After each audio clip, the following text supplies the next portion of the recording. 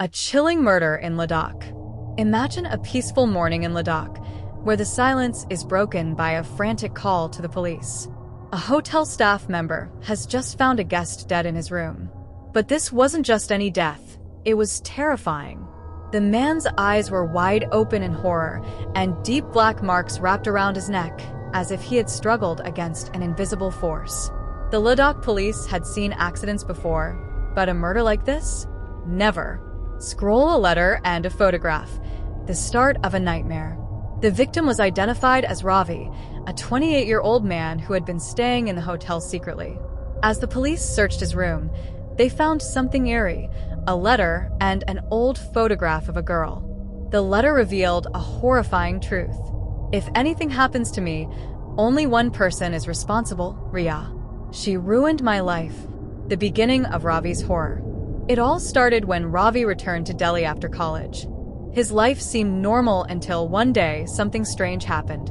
While driving to an important meeting, his car's brakes suddenly stopped working. He lost control and crashed, suffering severe injuries. As he lay there bleeding, his vision blurred, but there she was, Ria, standing outside his wrecked car, staring at him. And then darkness.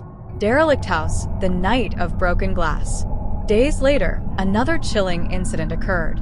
In the middle of the night, his parents woke him up, terrified. Someone had thrown rocks at their house, shattering all the windows. Ravi rushed outside, scanning the streets. His heart pounded as he saw her again, Ria, standing under the dim streetlight. But the moment he ran towards her, she disappeared. A lover's death, a sinister presence. A few days passed without incident, and Ravi began to think it was all in his mind. But then came the night that changed everything. Ravi was at his girlfriend Nisha's apartment, enjoying a peaceful evening. Suddenly, the doorbell rang. It was their food delivery. As he walked to the door, a blood-curdling scream pierced the air. Nisha. Ravi ran back to the balcony, only to see her lifeless body on the ground, covered in blood. He looked down in horror. And there, next to her body, was Ria, staring straight at him. The fire that took everything. Ravi was still grieving Nisha's death when another tragedy struck. His house, his childhood home, was engulfed in flames. By the time firefighters arrived, it was too late. His parents were gone. Everything he loved had been taken from him. As he stood in front of the burning ruins, his phone rang. A distorted, chilling laughter echoed through the speaker. It was her. Ria was laughing. Declared insane, but was he? Shattered and desperate, Ravi went to the police. He screamed, begged them to believe him. Ria is doing all this.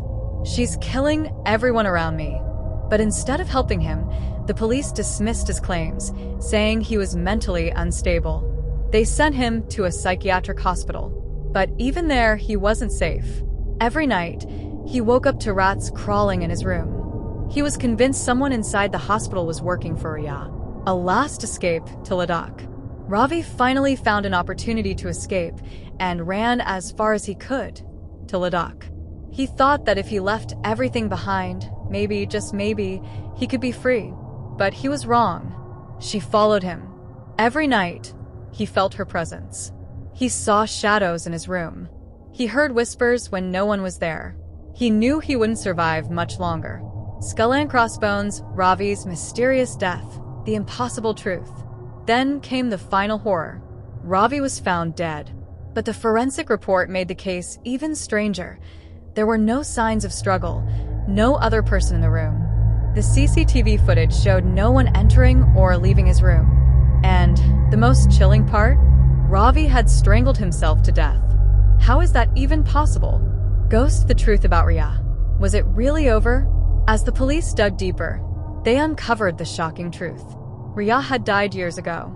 A once brilliant, kind-hearted student, she had fallen into depression after Ravi used and betrayed her.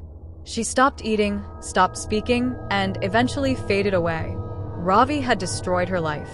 But did she really return for revenge? Or was guilt and paranoia driving him mad? The case was closed, but one question remained unanswered. Was Ravi truly insane, or did Ria's spirit come back to take what was hers? The police could never solve this mystery, and maybe they never will.